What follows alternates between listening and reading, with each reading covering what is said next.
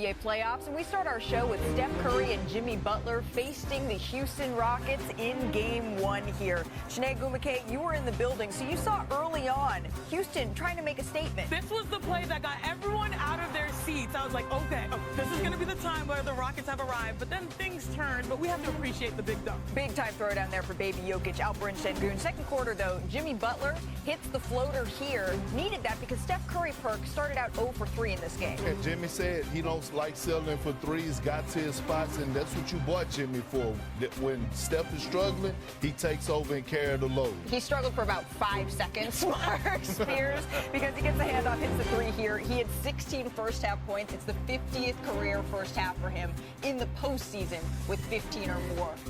We don't get tired of seeing that. You've been watching that since I think some Houston fans Yeah, Houston fans have been tormented by this for years. This is a new flavor, though, with Jimmy Butler in the mix here, Shanae. His ability to hyper-focus, and I remember he turned and was like, hey, you like that one? You like that one? I heard him say that. I was right behind him. A minute later here with the clock winding down, this is when the great Kevin Harlan said geometrically, this doesn't even make sense. Listen, I was right there, and I was like, there's no chance, and then it was, oh, my goodness. He was loving it. Warriors Governor Joe Lacob saying, how? How did I get so lucky to have this man in the Golden State Warriors uniform for so long? Going ahead to the fourth quarter here, this is more Curry magic, Perk.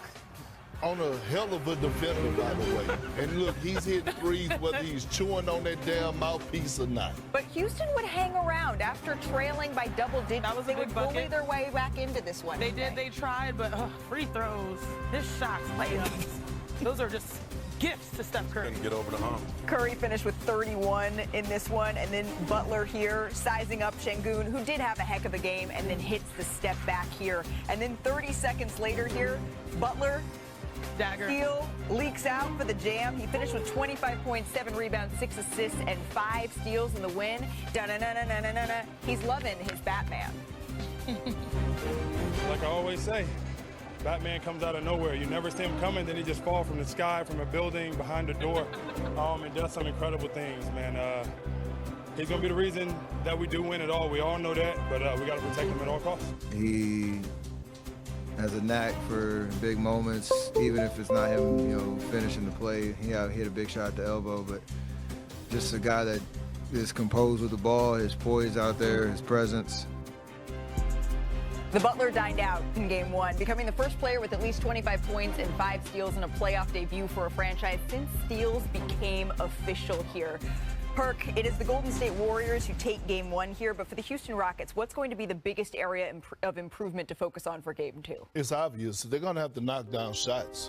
They were one of the worst shooting teams in the league this season from the three-point line. In the postseason, you have to make shots. They were 6 for 29 last night from the 3. Also, make the simple play. Like in these moments of going against an experienced team, that home run pass is not there. They got something that's called the hockey assist that actually leads to the pass. So when you're playing a veteran group, don't try to, knock it out the park on one play. Just keep it simple. Perk, you know what we say down south? What's don't that? Be cute. Don't be cute. That's what the Rockets are doing, right, Mark? Yeah, I've been watching Jalen Green for a long time. Yeah. High school, prolific prep, your Oakland Soldiers. Yeah. G League Ignite, superstar score, iconic score, potentially Anthony Edwards type of score. That's why they drafted him number 2. But he was 14 points below his scoring average. He has to be a special scorer in order for the Rockets to have any kind of challenge in this series. But the Warriors have been excellent against him. Absolutely. He's only averaged 8 points in his 4 games against them. So he's told me he wants to be a superstar in this league. Jay, you in the playoffs. This is your shine. This is the spotlight. You have to be a star in this series for the Rockets. Houston starting backcourt 7 of 34. Don't do that to me. Look, I still have PTSD from what I witnessed yesterday, especially Steph Curry's shots. And shout out to the Rockets who take great care of me anytime I go to a game. My girl Gretchen out there. But you know what's crazy? She told me, we have the pyrotechnics back. We have the fire back. It's the playoffs.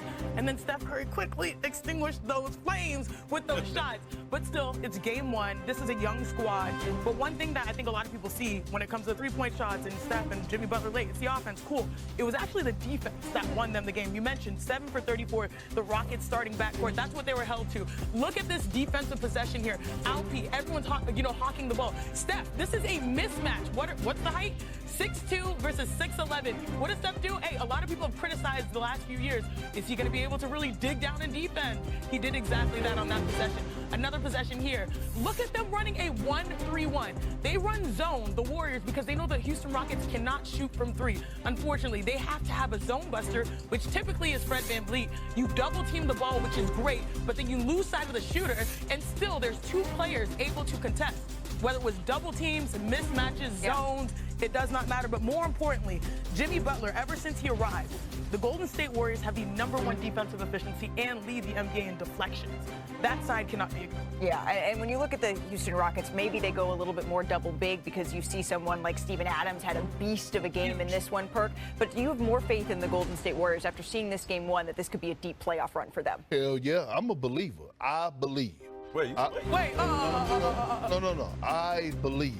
So not we believe, I believe. No, I believe in the Golden State Warriors. I picked them to win this series in 7 games. I mean, I apologize to them. I know you've been, look, I know you've been I saw your tweet, and I thought you said. Hold on. I know you've been doing your thing, okay, on women's basketball. But about a month ago, I apologized to the Golden State Warriors and said I was wrong about them.